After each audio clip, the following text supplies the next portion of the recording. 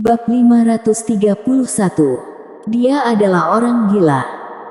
Louis Lu tidak peduli bagaimana Conrad Sun marah, juga malas menjelaskan padanya, berbalik melangkah masuk ke lapisan kelima. Conrad Sun akhirnya tidak tahan memaki, "Sialan, kamu gila, aku lihat bagaimana kamu mati di dalam." Dia tidak berani sembarangan memasuki lapisan kelima. Lapisan kelima.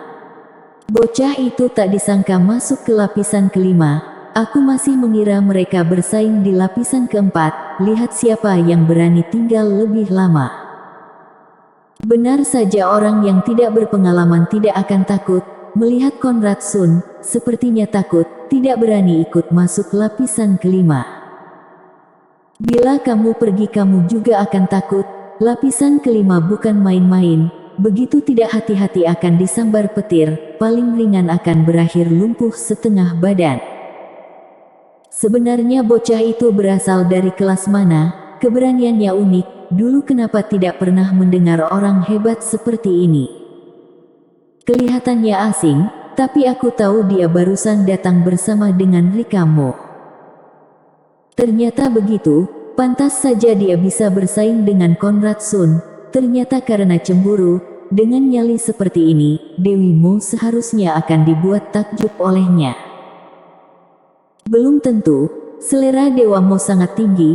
Mungkin menurutnya, sikap cemburu hingga mempertaruhkan nyawanya seperti ini sangat bodoh.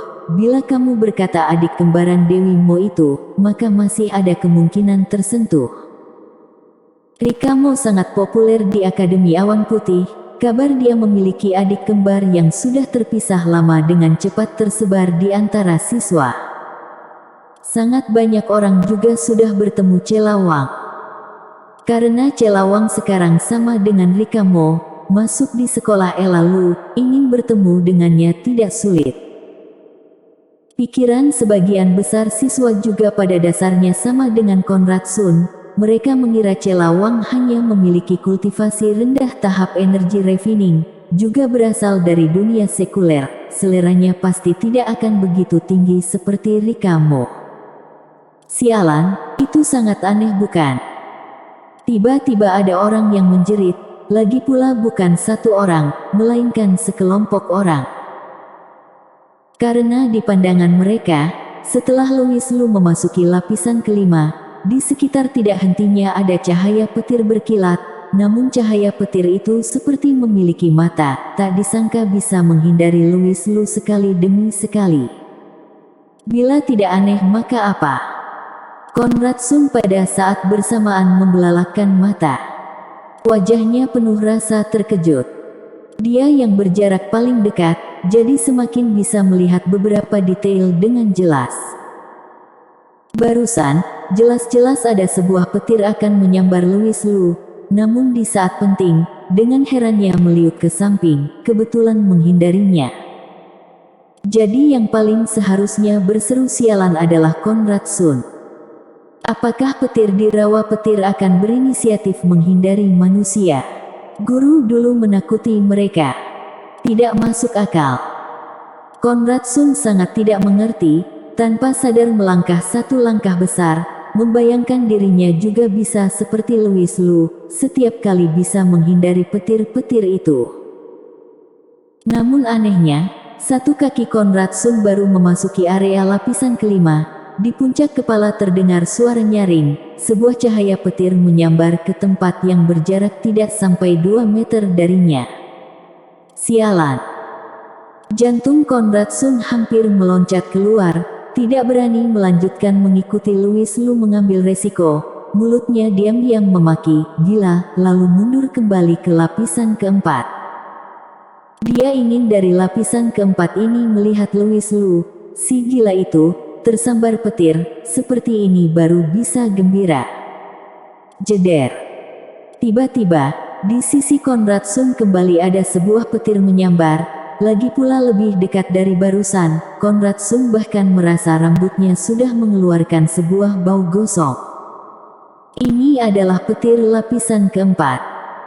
Sebelumnya saat Conrad Sun tinggal di lapisan keempat, dia tidak pernah tersambar, siapa tahu dia baru mundur dari lapisan kelima, segera mengundang petir lapisan keempat lagi.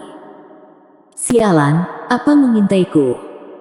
Dikejutkan 2 kali berturut-turut, Konrad Sun mana mungkin masih berani tinggal di lapisan keempat ini, bergegas mengerahkan seluruh tenaga berlari keluar. Jangankan lapisan keempat, dia bahkan tidak berani tinggal di lapisan ketiga yang stabil di paling luar itu, asal merasakan ada sedikit ancaman petir di udara, trauma di hatinya seketika menyebar. Terus berlari sampai ke paling luar, Konrad Sun baru menghela nafas lega, wajahnya sudah dari tadi menjadi pucat.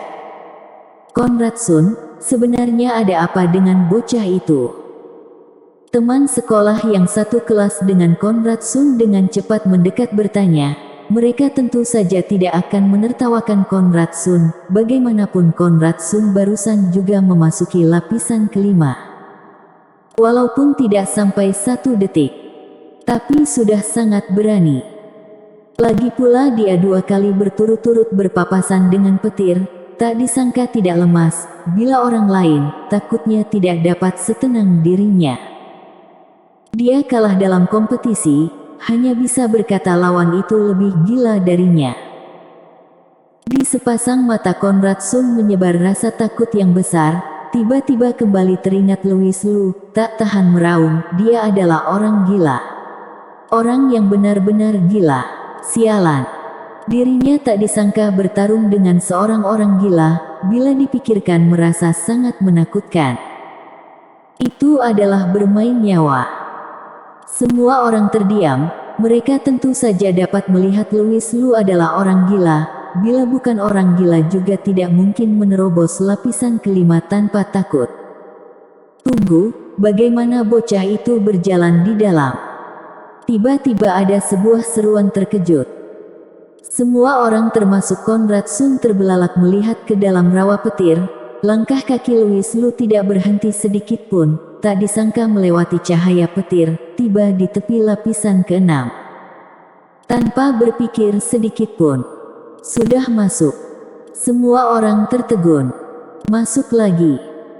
Bukankah Konrad Sun sudah kalah? Kenapa orang gila itu masih tidak berhenti? Tak disangka kembali menerobos 1 lapisan lagi ke dalam. Lapisan ke-6 ini sudah sangat mendekati pusat rawa petir. Di depan adalah sebuah kabut abu-abu, bahkan dekan tidak berani masuk menjelajahi keadaan di dalamnya.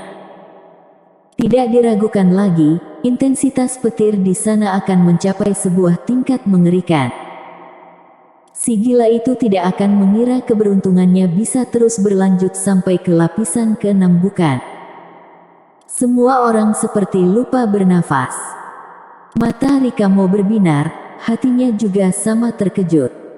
Apa ini adalah pembuat keberuntungan yang diakui Kaisar Qing? Benar saja seperti reputasinya. Keberuntungan ini membuat orang sangat iri. Pada saat bersamaan, Rikamo juga sama dengan orang-orang lainnya, tidak mengerti kenapa Louis Lu masih melanjutkan menerobos ke dalam walaupun kemenangan sudah ditentukan, apakah hanya demi pamer? Bersambung.